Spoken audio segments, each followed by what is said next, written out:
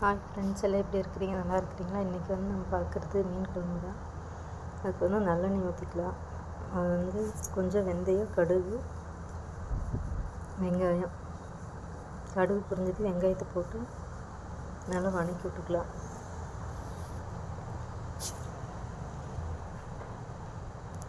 அதில் வந்து வரமிளகாய் 3, கருவேப்பிலை, இந்த வதங்கினதையும் தக்காளி போட்டுக்கலாம்.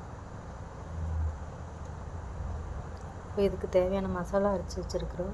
அது வந்து எல்லாம் பச்சையாகவே தான் அரைச்சிருக்குறோம். அது வந்து வறுக்கலை. அது வந்து நான் கீழே டிஸ்கிரிப்ஷனில் கொடுக்குற பார்த்துக்கோங்க. கொஞ்சம் மஞ்சப்பொடி, அது வந்து உப்பு தேவையான அளவு.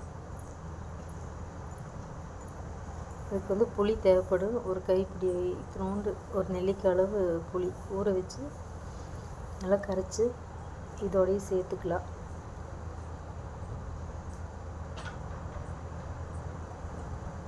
அது வந்து கொதி வந்துடுச்சு. அந்த நம்ம சேர்த்த மிளகு அதோடு வந்து புளித்தண்ணி ஆட் பண்ணிக்கலாம். இது வந்து முள் இல்லாத மீன், கட்லாவோடு சேர்ந்தது. ஒரே ஒரு 2-3 முள் தான் இருந்துச்சு இதில்.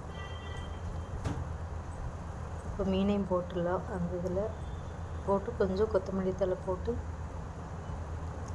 ஒரு 10 நிமிஷம் மூடி வச்சிடலாம்.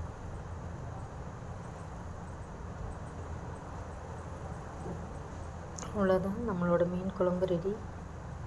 ஓகே ஃப்ரெண்ட்ஸ், இந்த வீடியோ பிடிச்சிருந்தா ஷேர் பண்ணுங்கள், லைக் பண்ணுங்கள், சப்ஸ்கிரைப் பண்ணுங்கள், பெல் ஐக்கானும் ஆன் பண்ணுங்கள். Thank you friends.